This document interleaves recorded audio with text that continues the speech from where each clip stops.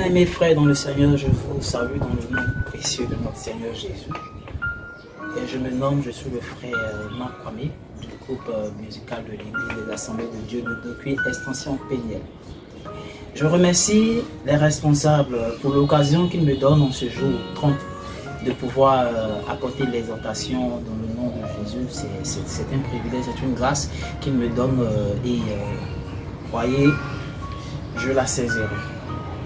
Donc sans plus tarder, notre exhortation aujourd'hui va porter aux alentours, n'est-ce pas, des aptitudes que Jésus a pu avoir lorsque son temps était proche.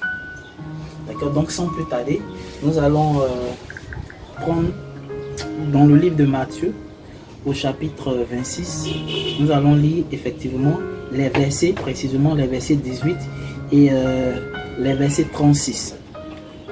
Je lis la parole de Dieu. Il répondit, allez à la ville chez un tel. C'est Jésus qui parlant à ses disciples par rapport à la Pâque qu'il devait préparer. Allez à la ville chez un tel et vous lui direz, le maître dit, mon temps est proche. Mon temps est proche. Je ferai chez toi la Pâque avec mes disciples. D'accord? Donc nous allons déjà nous arrêter aussi au verset 18.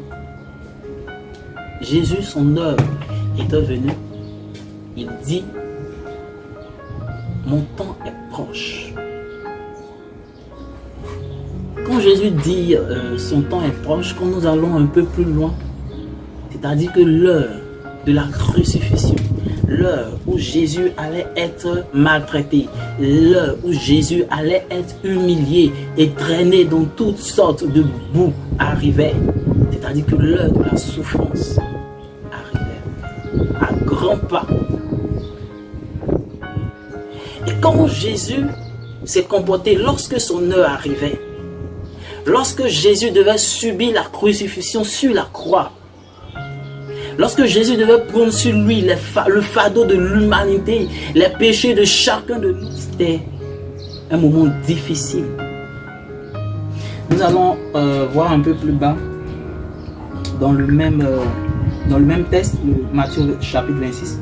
Cette fois-ci, nous allons voir, nous allons lire ensemble le verset 36. Là-dessus, Jésus alla avec eux dans un lieu appelé Gethsémani. Et il dit aux disciples, asseyez-vous ici pendant que je m'éloignerai pour prier. Bien aimé, c'est un fort mot que Jésus vient de dire. Arrivé à Gethsémani, il demande aux disciples de s'asseoir quelque part pendant que lui, il s'éloigne pour prier, pour communiquer avec le Père. Parce que bien aimé, la prière est une force que Jésus a utilisée lorsque son heure devait arriver pour pouvoir vaincre la croix, pour pouvoir vaincre toutes les tribulations, pour pouvoir vaincre tout ce qui devait contribuer à la crucifixion. Jésus a utilisé la prière. La prière qui est une épée. La prière qui a été pour notre Seigneur Jésus, notre Père. Une âme puissante qui nous permet aujourd'hui de triompher de la mort, de triompher de la crucifixion, de triompher de toutes choses. J'aimerais simplement vous exhorter en ces temps difficiles que nous constatons. Notre pays est frappé par cette pandémie. Les nations sont frappées par cette pandémie. Toutes les églises aujourd'hui sont fermées. Tous les lieux, les personnes même sont dans d'autres pays. Nous voyons le confinement fait de telle sorte que les personnes ne peuvent même pas aller au travail. Tout est compliqué. Beaucoup sont troublés. Une pensée pour les veuves et les orphelins. Dans ces temps, c'est difficile. Étant chrétien, quel doit être le comportement que nous devions adopter? Bien aimé, c'est la prière. c'est la prière. Nous devons prier avec foi. Nous devons prier avec persévérance. Parce que Jésus même lui-même, il le dit. Il dit, dans le livre de Matthieu, on va ensemble lire le texte dans le livre de Matthieu. Matthieu, dans le chapitre 21, au verset 22. Il dit, tout ce que vous demanderez avec foi par la prière. Tout ce que vous demanderez avec foi par la prière. Vous le recevrez. Que voulions-nous en cet instant où je suis en train d'enregistrer cette vidéo? Que voulions-nous? Et si Dieu fait de telle sorte que la volonté de chacun de nous soit un. Il n'y a qu'une seule chose que tout le monde désire. C'est que Dieu nous délivre du coronavirus. Dieu guérisse tous les malades qui sont coincés dans les hôpitaux, qui sont atteints par cette pandémie.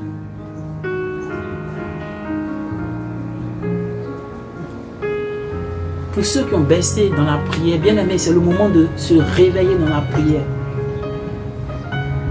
Pour ceux qui n'arrivent plus à se lever pour prier, c'est le moment de se tenir devant Dieu et de dire, Seigneur, apprends-moi à passer du temps dans la prière, apprends-moi à demeurer dans ta présence, apprends-moi à intercéder.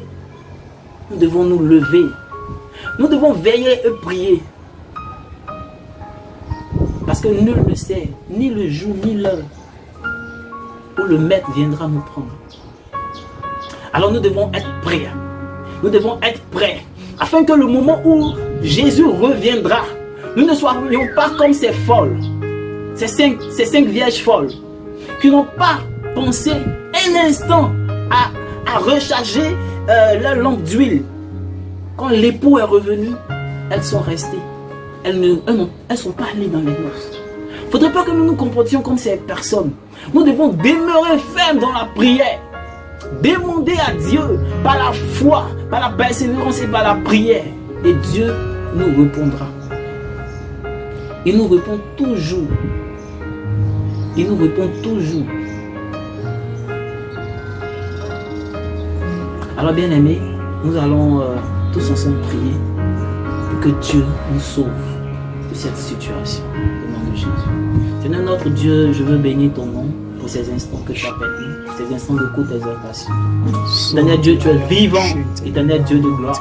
Et nous crions à toi en ce soir, afin que tu puisses, Seigneur Dieu de gloire, Père, descendre, éternel Dieu de gloire, au nom de Jésus.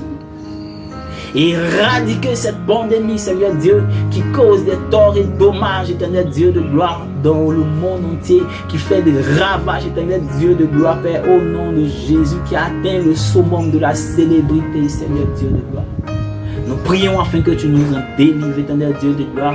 Je te recommande tes serviteurs, éternel Dieu de gloire, qui sont actuellement faibles. Je prie afin qu'ils aient cette attitude comme toi tu as eu ce reflet, éternel Dieu de gloire, Père, devant la croix, éternel Dieu de gloire, à Gethsémane. La Bible dit que tu as prié. Alors nous aussi, devant les difficultés, nous devons adopter cette attitude, éternel Dieu de gloire, de prière, éternel Dieu, parce que nous croyons que la prière, éternel Dieu de gloire, Père, a un effet puissant sur les œuvres ténébreuses, éternel Dieu de gloire. Alors donne, éternel Dieu de gloire, Père, de la vie à tous ceux-là, même Dieu de gloire, Père, qui sont endormis et qui sont engloutis par le sommeil spirituel, Dieu de gloire. Donne un réveil à ceux-là, même Dieu de gloire, Père, qui n'arrivent plus à prier. Dans l'heure de prier, Seigneur Dieu de gloire, Père, et d'être debout, parce que je sais et je crois que si tous ensemble, toute une famille se lève dans la prière, tout un quartier se lève dans la prière, oh Seigneur, un continent, et si tout le monde entier, Seigneur Dieu de gloire, oh Jésus devient un et se lève dans la prière, Père Dieu de gloire, tu agis. Seigneur, tu agis. Si mon peuple sur qui est invoqué mon nom s'humilie et prie, tu l'as dit. Si mon peuple sur qui est invoqué mon nom s'humilie et prie, moi l'Éternel Dieu, je le guérirai, je le délivrerai, je les exaucerai. Alors Seigneur Dieu de gloire, viens et guéris-nous. Donne-nous, Seigneur Dieu, la force de pouvoir nous humilier au devant de toi et de pouvoir te prier, de pouvoir te chercher dans le nom puissant de Jésus. Amen.